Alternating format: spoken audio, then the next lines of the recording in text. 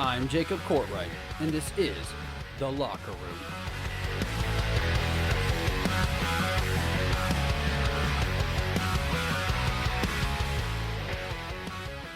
Welcome into Scarefest Episode 1, doing a scary episode from now until the end of October in celebration of Halloween, okay? For those of you who are returning, welcome back, Locker Room Faithful. For those of you who are brand new and joining the program, hey, welcome in. So excited to have you joining us. Before we can get started, though, you know the drill.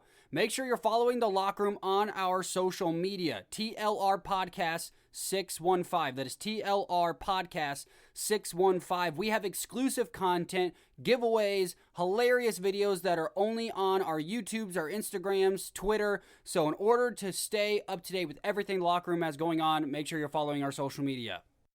This episode is brought to you by FNX Fitness. Go to fnxfit.com. That is fnxfit.com for all of your gym needs. From clothing to supplements to workout gear, everything you need to get into the gym and be successful, FNX Fitness can hook you up. And if you use your promo code TLRHOST, that is TLRHOST, all capitals, you can get 15% off your first purchase. My gift to you. Go check out FNX Fitness.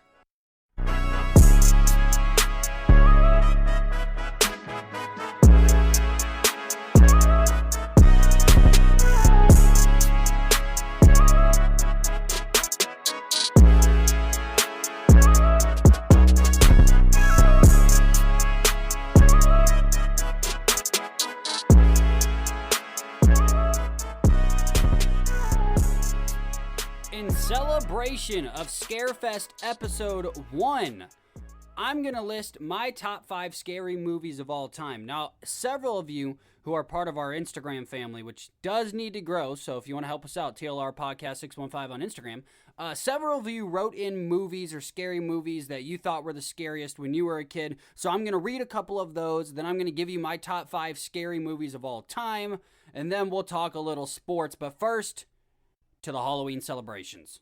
Okay, so let's read some of you guys, you gals. Let's read some of the fans' favorite scary movies. Here we go. Number 1, Darkness Falls. Subtly scary. This was sent in by Jessica Ruth Carpenter. Says, subtly scary, a must-watch around Halloween time. I've never tried that out. I've never seen it, so that might have to be added to my... Oh, for those of you who don't know, I'm doing a 31-day scary movie, not necessarily challenge because I enjoy it, but 31 days, 31 scary movies for the Halloween season, and it has messed with my sleep, okay? I didn't think it was going to, because I'm like, listen, I can handle a few scary movies, but you don't realize when you're watching a scary movie every single night, your brain's like, dude, can you slow the F down? Like, can you just, let's watch Step Brothers. Let's watch something that will make us laugh. And I'm just like, no, I'm going to push terrifying darkness into my mind and scary monsters into my mind and then try and sleep a full 7 hours without waking up screaming at 3 a.m. Not that that's happened. I would never admit to that. But it's a lot harder than I thought. And I love scary movies. And the problem is, I think, I'm watching a lot of these by myself, which is probably really dumb. Do you know? Okay, I'm not the only one who does this, so stop BSing me at home, okay? Because you do this as well. Whenever you get spooked out, whenever you watch a movie that scares you or whatever, right? If you have to shut off, like, let's say the light in the kitchen, and you have to go down the hall or up the stairs to your room, don't lie and say that you don't walk faster and or sprint a little bit. Don't lie, because you know you do. I caught myself doing that 2 days ago. Forget which scary movie I was watching. But I was like, man, I forgot that one's kind of creepy. And then I had to shut off the kitchen light, and my bedroom's located at the very end of the hallway. And I mean, I'm not going to lie, it was a brisk walk. It was People, let's put it this way, if somebody saw me with the lights on, they would have thought I was training for something. That's how quick I got from the kitchen to my bedroom. So don't lie, you know you've done it at home. You know several of you are smiling right now because you did this just as recently as I have, whether you're watching a scary movie. I love haunted houses too, and the problem is I think I'm in such a weird place in my life that I'm watching way too many scary movies, doing way too many haunted houses. Maybe this is my time to go to a therapist because there's a lot of fear in my future. But anyways, let's get back to the fans' favorite scary movies. This next one comes to me from Devin. Devin's favorite scary movie is It Chapter 1. It Chapter 1 is my favorite scary movie for the simple fact that I hate clowns and for some reason I can't get enough of this movie. Pennywise is such an amazing character and the kids really carry that movie through. So It Chapter 1 is Devin's favorite scary movie. It Chapter 1 was actually day 2 of my 31 days of scary movies. I love It Chapter 1. We all can agree that It Chapter 2 was complete hot garbage, and when it ended with a giant clown spider, and that was 4 hours into the movie, by the way, I was done. But there you go, Devin's favorite scary movie. Another one coming to us from a Charles. Charles out of Gary, Indiana. All right, Charles, his favorite scary movie is the original Halloween. This was the first scary movie I ever watched in my life. My friends came over when I was very young and we snuck into the family room to watch Halloween on Halloween night. And to this day, it still scares the living crap out of me. Absolute classic. Hey, listen. I'm about to give my top 5 movies away, and I'm just going to let you know right now, the original Halloween's in my top 5. The original Halloween is awesome, okay? I watched the original Nightmare on Elm Street last night, and oh my goodness, was that one of the worst movies. How they made 5 of those, I have no idea. Someone needs to make a good Nightmare on Elm Street because the original one was hot garbage. All right, let's go one more here. This one comes from Mr. Joshua Hodge. Josh Hodge says, my favorite scary movie is Finding Nemo. Dead mother, lost kid, giant kid with braces. Absolutely horrific. There you go. Fan favorite scary movies is in the books. And now on to my top 5 scary movies of all time. I will make it quick here. Number 1, the original Halloween. I just recently saw this in the last 2 years, by the way. I was under the impression that all movies that were made, before 2006 were absolutely hot garbage because I just had that mindset of, anything that was old sucks. And now that I've gotten older, I realize that most of the old stuff is amazing and most of the new stuff sucks. And so I went back last year or 2 years ago and I said, hey, I'm going to rewatch all of the original classics. I'm just going to basically do what I'm doing now, except I didn't do it 31 days straight. But I went back and watched the original classics. So I watched the original Halloween, and to this day, it still stands the test of time. It's still scary. The acting is awesome. I mean, Michael Myers is so threatening in that movie. It's got some of the most iconic killing scenes in any scary movie. So Halloween's my number 1. My number 2, I went with The Conjuring. Listen, the reason I went with The Conjuring is The Conjuring is one of the only movies in my recent memory that every single time I watch it, I'm still uneasy. I'm still a little bit scared. And it was the first movie that ever honestly, as an adult, I would say, honestly made me uneasy to go to bed. A lot of time I'm very dramatic, if you can't already tell. But usually, when I watch a scary movie, I might be dramatic and be like, oh, I gotta watch a funny movie. But The Conjuring is one of those I genuinely needed to watch a funny movie and, stay awake till 2 in the morning just to get it off of my brain because it scared me that much. So, for that simple fact, something that leaves that big of an imprint, I had to go at number 2 on my list. My number 3, and this is a movie that a lot of you are going to go, what the hell is that? And is that even a scary movie? It's technically not listed as a scary movie, but for some reason, this movie really left me uneasy. This movie was incredibly acted. The story was incredible. It was amazing. But it's another one of those movies. It left an imprint on me. I saw this in theaters down in Jacksonville, Florida, which probably made it even scarier for me. But I went with a movie called Prisoners. Now, if you've never seen Prisoners, it's with Hugh Jackman, Jake Gyllenhaal, two of my favorite actors of all time. And I won't spoil anything, because if you haven't seen it, I'm telling you, go watch Prisoners tonight. It is one of those movies that acting elevates so much of the story, but it just leaves you with this creepy, crawly feeling. It's fantastic. So Prisoners at number 3 for me. At number 4, this one was tough, but I went with The Exorcist. Listen, the original Exorcist is terrifying. The original Exorcist still has a scene, and I'm not going to tell you the scene because if you haven't seen it, I don't want to give that scene away. But it has a scene in it that, of course, is iconic in movie history. That still to this day, nope, no sir. I mean, I'm watching that with the lights on. But still, here's why I'm choosing these movies as my favorite scary movies. I want a movie that's going to give me a rush. I want a movie that is going to leave me a little unsettled, that is actually going to keep me a little scared for a few minutes after the credits start rolling, right? And that's why I'm choosing these movies. It's not necessarily because I think they're the absolute best, but they're the best in my eyes because they do what a scary movie should. A scary movie should leave you a little uneasy. A scary movie should leave you a little scared a few minutes after the movie's concluded. It should bother you a tad. It should, make you jump. You should be sitting there with that tension on the inside the whole time you're watching it. And that's what these movies do. So number 4, the original Exorcist, another great one. You've got to watch it. And then my number 5. This is another one that could be right up there with The Conjuring for me. I'm going to go with Sinister.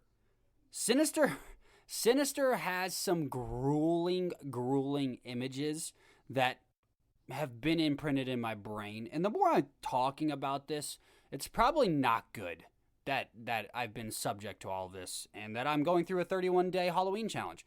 But Sinister has some really, really insane visuals. The home movies, for those of you that have seen it, I'm not going to give any spoilers away because if you haven't seen these, you got to go watch them. They're so much fun. But the home movies that appear throughout that entire thing, and you know what I'm talking about if you've seen it. I mean, that the pool, the tree, all of that, to this day, I can see it like I'm watching it right now in my mind. Incredible visuals. The story's not, mind-blowing, but I think the visuals and the creepiness of it all really does it for me. So that is my top 5 scary movies of all time. And that's the bottom line because I said so. And that's the way the news goes. All right, staying in the Halloween theme, I'm going to go with things in sports that scare me. A thing in sports that scares me. This could be good, could be bad. Here we go. Starting off with Kyrie Irving. Kyrie Irving, if I was talking about things or athletes that scare me the most in all of sports, Kyrie Irving would be number 1. If there's one thing that the Brooklyn Nets have to worry about, have to watch their backs about, it's Kyrie Irving. I've never been settled on Kyrie Irving. Even when Kyrie Irving was helping LeBron James win championships, I never fully trusted in Kyrie Irving. I always thought there was a little backstabbish in him. There was always a little ego and pride that seemed to trump good decision making. Also, he's a flat earther, so if that right there doesn't give you some sort of warning sign, then you're probably a flat earther too, and you probably can't see how insane you are. But I'm just joking. If you're a flat earther and you're listening to the podcast, I love you. Thank you for being here.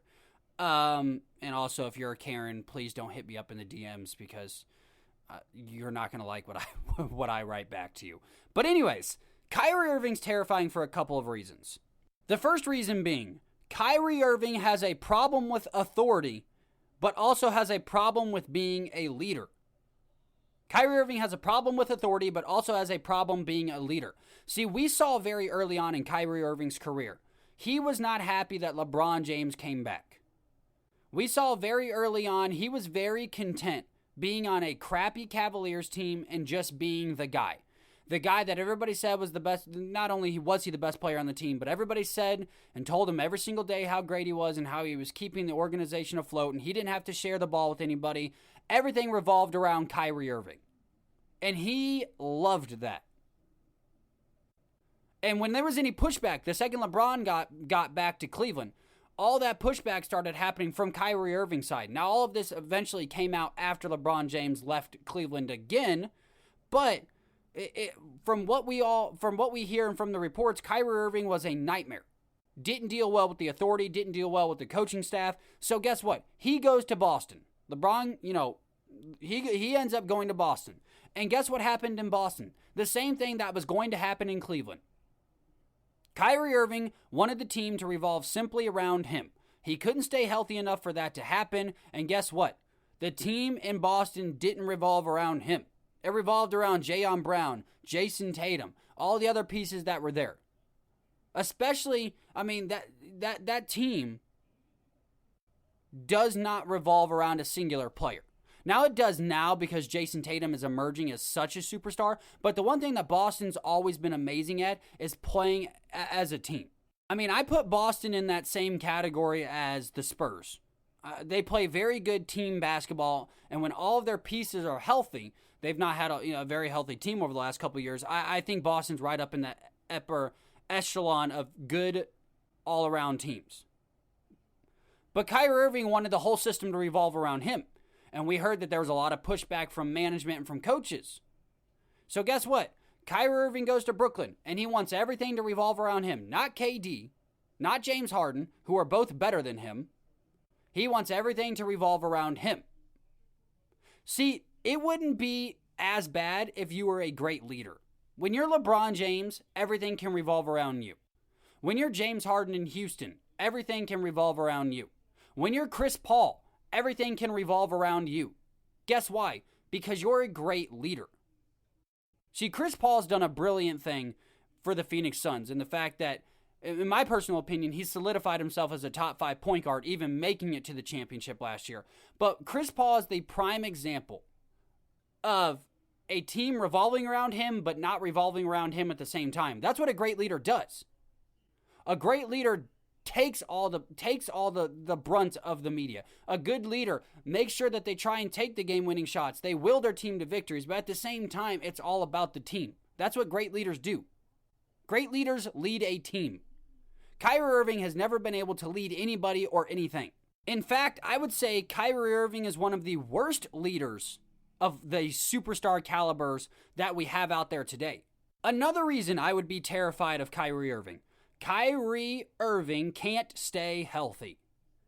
We have seen a track record from Cleveland to Boston to Brooklyn.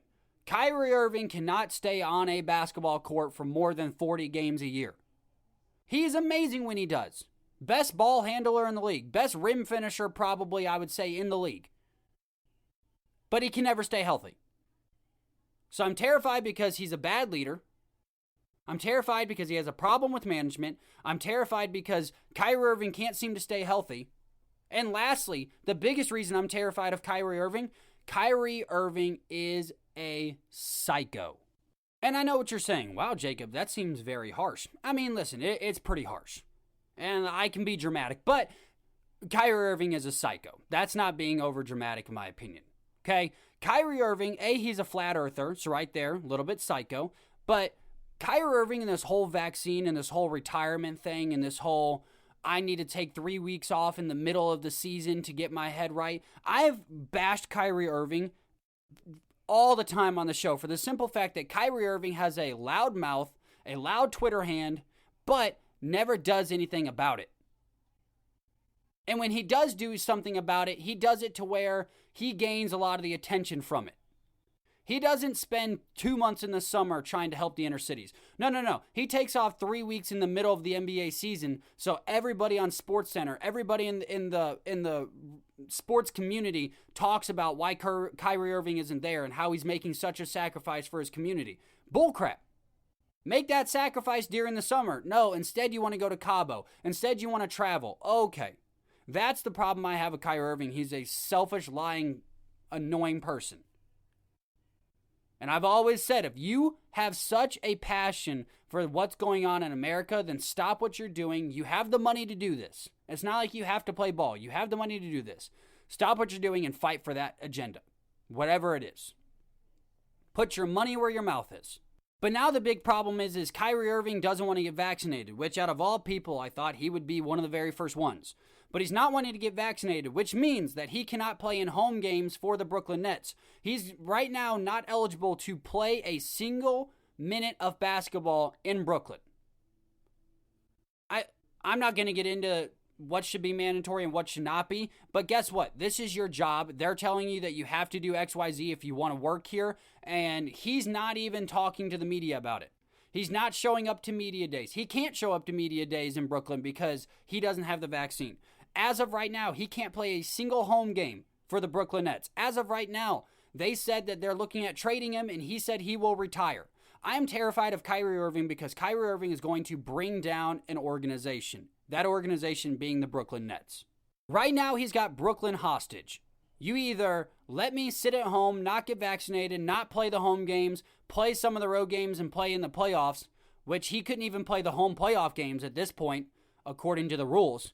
So you either let me just basically do whatever I want, disappear, be disconnected from the team, and hurt team chemistry, or if you decide that you're going to trade me because that's absurd and you think it's absolutely disgusting that I'd be doing this, well, guess what? I'll just retire. Therefore, you can't trade me and you can get nothing in return and get over yourself. So I'm terrified of Kyrie Irving just simply as a human because he's willing to self-destruct all in order to praise himself. Another thing that terrifies me, Urban Meyer. Now, I know many of you, like myself, found it absolutely hilarious that he was being grinded up on by some 20-year-old college student at a bar after the Jaguars, of course, get their asses kicked because they suck. But here's why I'm mainly terrified of Urban Meyer. So Urban Meyer, we all can agree, is an amazing college coach, one of the best ever in college, right? Florida dominated, went to Ohio State, started dominating, did his thing. But what terrifies me about Urban Meyer is Urban Meyer likes to play this, I have a sickness, I have an illness when things start going poorly.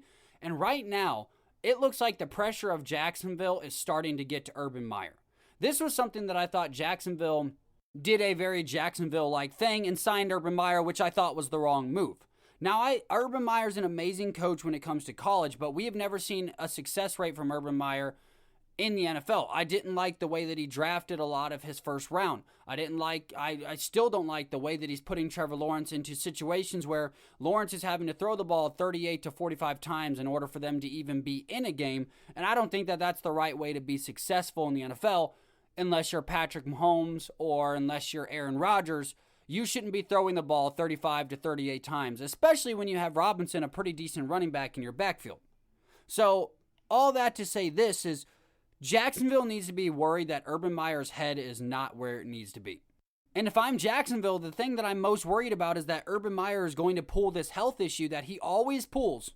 And I'm not saying that it's not real, but what I'm saying is that it is an scapegoat, a hatch, if you will.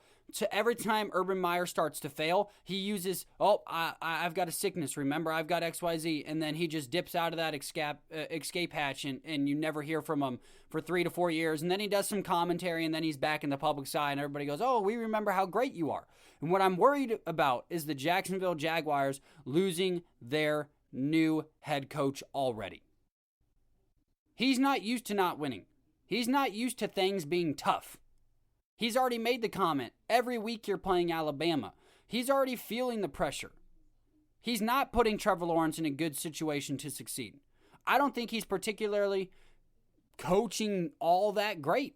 And I know there's going to be an adjustment from the NFL to college and from college to the NFL, and then, of course, taking time off.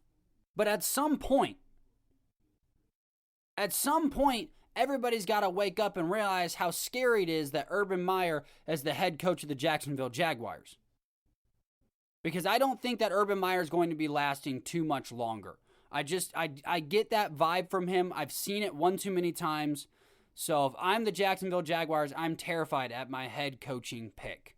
If I'm Jake Paul, I am terrified of a Tyrone Woodley rematch. Also, Fun fact, I've got some Jake Paul news coming up this week. Some pretty big news. So, like I said, you got to stay up to date on our social media because you'll be seeing just a random post drop on a random day. I'm not going to announce when, and I've got some big Jake Paul news. But if I'm Jake Paul, I would be terrified of a Tyrone Woodley rematch. Here's why. So Tyrone Woodley, of course, we all know, finally got the tattoo. And apparently they're supposed to be doing the rematch, and they want to try and run it back this year, is what I'm hearing.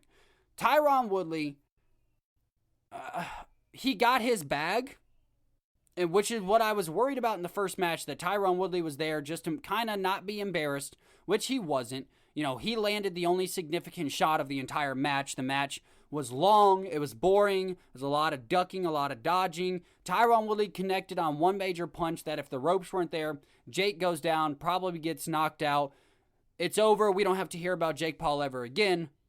But I think he was more cautious, so to speak. I think he was more worried about getting his bag as opposed to winning that fight. See, the problem is when you're Tyrone Woodley and you're jonesing for money, when you've not been winning a lot of fights, when you've not been making all the money that you used to make in the UFC because you've been on a 5-6 fight losing streak, guess what? Your spending habits don't change, but your bank account does. So Tyrone Woodley, the only reason he honestly was taking that Jake Paul fight is because it was going to be such an enormous bag that he had to go get his money. And guess what? He sold a song called I'm Gonna Beat Your Ass, that made him a bunch of money. He did a bunch of interviews that made him a bunch of money. He, of course, fought Jake Paul and landed the one significant shot, which now makes things very interesting going into the rematch. But the problem for Jake Paul is there's no more bag needed. Tyrone Woodley used you, Jake Paul. He used you to set himself up for the rest of his life. He used you to get a crap ton of money, to set up sponsorship deals, to get the boxing community behind him so that when he does inevitably knock you out in your rematch, if you're man enough to take that rematch, he's set up for the rest of his life. He used you, Jake Paul. If I'm Jake Paul, I am terrified of a Tyrone Woodley rematch. I'd much rather fight Tommy Fury. Listen, Tommy Fury didn't look all that great. And I like Tommy Fury. I love to have him on the show. I've talked to his agent several times about getting him on the program. And I think Tommy Fury and Jake Paul would actually be an entertaining fight because both fighters are very similar. They're both very young, both very raw. I think both have about a similar advantages and disadvantages. They're very, very similar fighters. So if I'm Jake Paul, I'm not calling out Jorge Masvidal, which, of course, Dana White's never going to let Jorge Masvidal go. I'm not calling out anybody. If I'm Jake Paul, listen, at this point, you've already said that you've retired once or twice, but now you're coming back. You're doing Jake Paul things, which is why I can't stand you.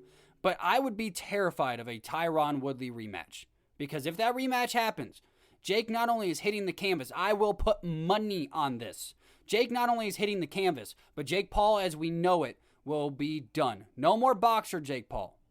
No more fighter Jake Paul.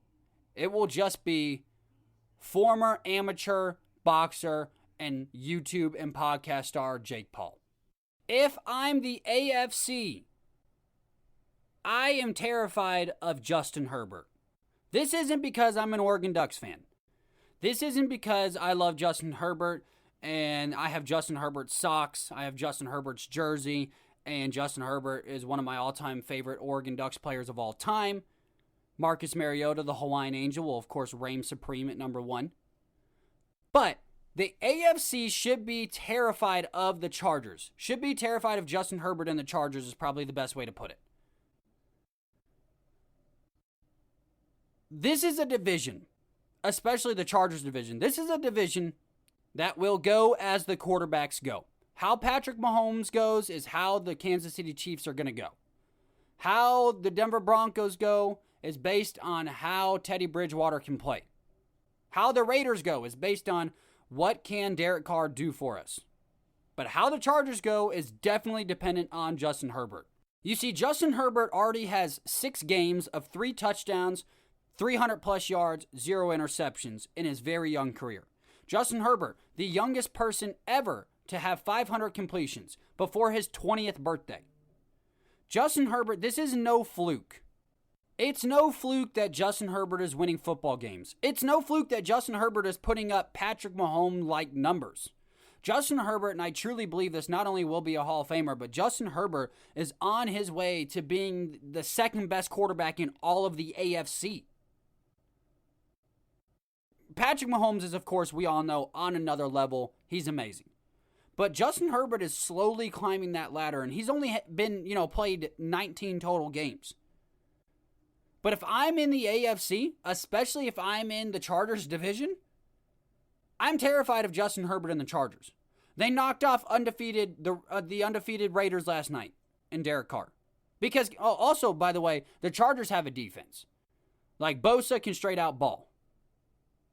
They've got players on the defense. Derwin James, arguably the best at his position when healthy.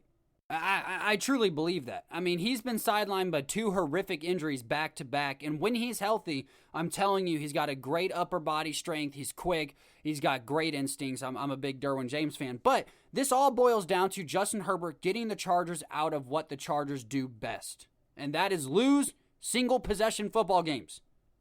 Justin Herbert no longer is allowing that to happen. The Chargers set the record for most games lost by a single possession. I mean, Phillip Rivers, love the guy to death, but he couldn't get over the hump. He lost games by 3 points. Missed field goals here, doink field goals here, interception here that seals the game. Misses the game-winning drive. Whatever it is, they've lost more games by a single possession than any other team. That's just what the Chargers used to do. But no longer with Justin Herbert at the helm. So with Justin Herbert at the helm, he's on his way to being the second best quarterback in the AFC. He's on his way to winning the division this year, and I'm 100% serious about that, and he is going to terrify a lot of people for years to come. If I'm Conor McGregor, I am terrified of myself. I love Conor McGregor. I'm a big Conor McGregor. Many of you know I'm a Conor McGregor nut rider. He could stab 39 people in the face, and I'd still be like, well, he probably had a pretty good reason. Like, that's how much of a Conor McGregor enthusiast, Conor McGregor lover I am. Love the guy. But Conor McGregor's on a very self-destructive path right now. The same can honestly be said for Jon Jones. Here's what's so dangerous about Conor McGregor, though. So Conor McGregor, after he made his $100 million, whatever the crazy number was that he got for boxing Floyd Mayweather, we saw his attitude change. We saw his mindset change, which, of course, we all knew it would. You can't be the same hungry, starving kid who has been grinding his way in life by his fists, just trying to make enough money to survive, and then get $100 million, and all of us expect him to keep that same attitude and that same energy. There's very few guys that can do that. Tom Brady, a guy who has everything in the entire world, all the money he could ever need, a wife that has all the money he could ever need, and he still has the same work ethic, same drive, same determination that he did when he was drafted. There's not many guys like that. Conor McGregor, while he is one of the greatest of all time, while he's the first ever double champ, while he is one of the greatest pound-per-pound fighters in the world, I still believe, to this day, Conor McGregor needs to be terrified of himself, because Conor McGregor, especially after the last Dustin Poirier fight, and we all know the meltdown that he had there, and he snapped his leg and everything, Conor McGregor is on a self-destructive path. What I mean by that is Conor McGregor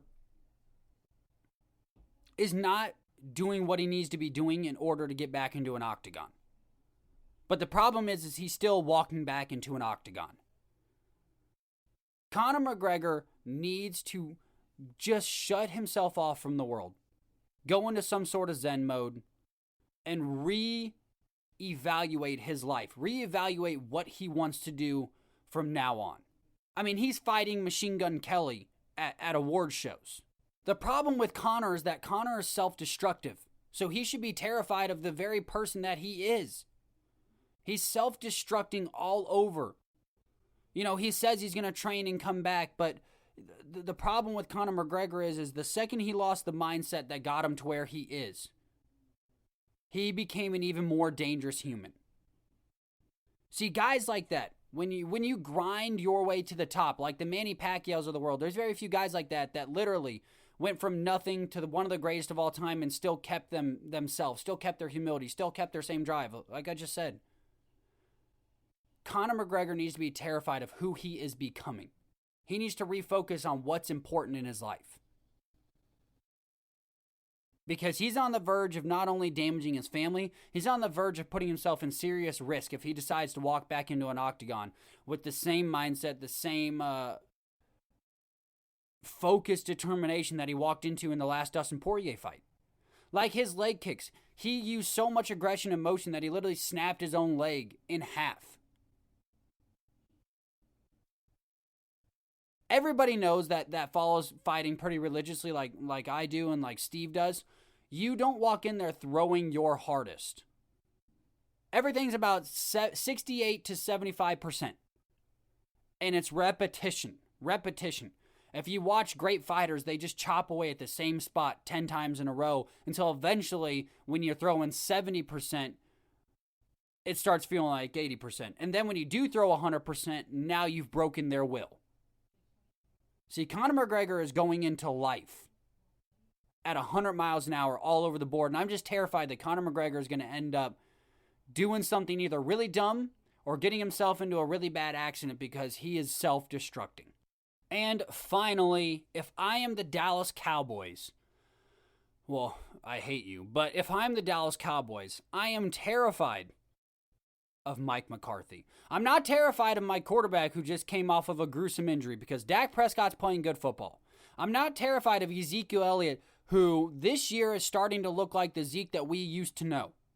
I'm not terrified of Amari Cooper. I'm not terrified of Tony Pollard. I'm not terrified of anybody on the roster. I'm not terrified of my defense not being the greatest. I'm terrified of having a head coach who does not know what he is doing. Mike McCarthy, I wish there was a stat for this. Mike McCarthy is the worst clock management coach I've ever seen in history.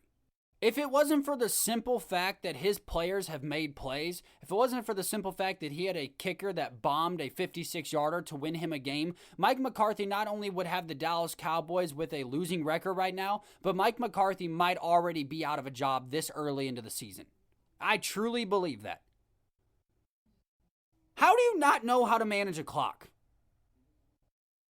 I could talk to any 9-year-old that plays Madden, and they would be able to manage a 2-minute drill better than a grown-ass man who's doing it for a living for one of the biggest organizations in all of the NFL.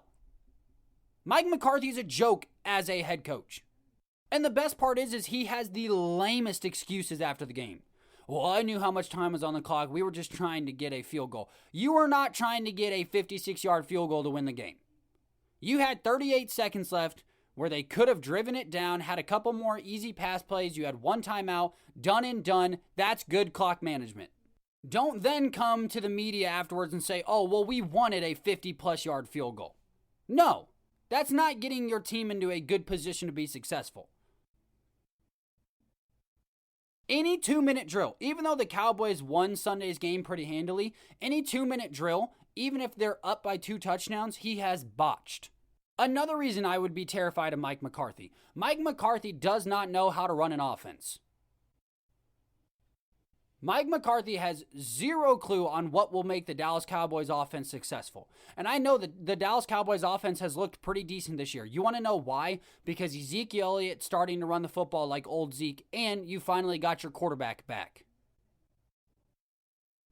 If you take away Dak Prescott, this team is not only below 500, but this team might not even come in second or third in the division.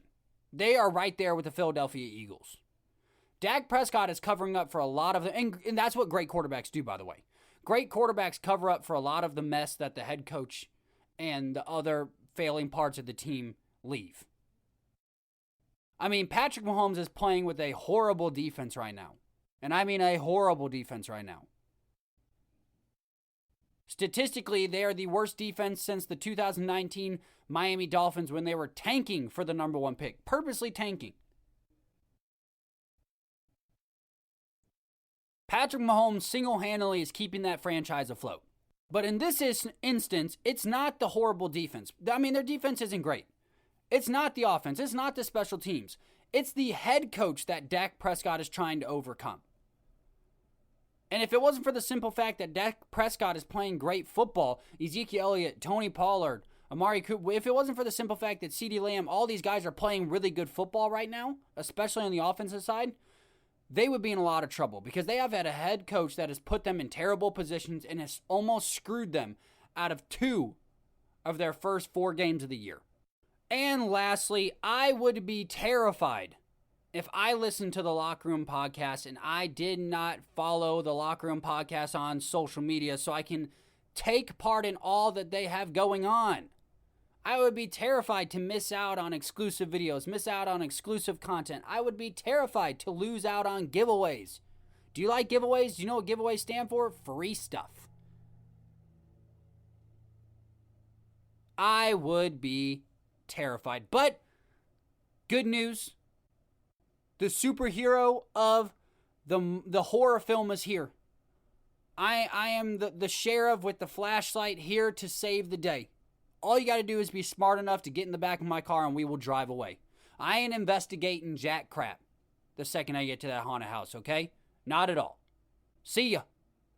You could run out and be like, he's killed 5 of our friends. I'd be like, great. Now there's 3 of us that are alive. Let's go. You think I'm going to go explore Michael Myers? Nah, I'm good. So I'm here with the answer.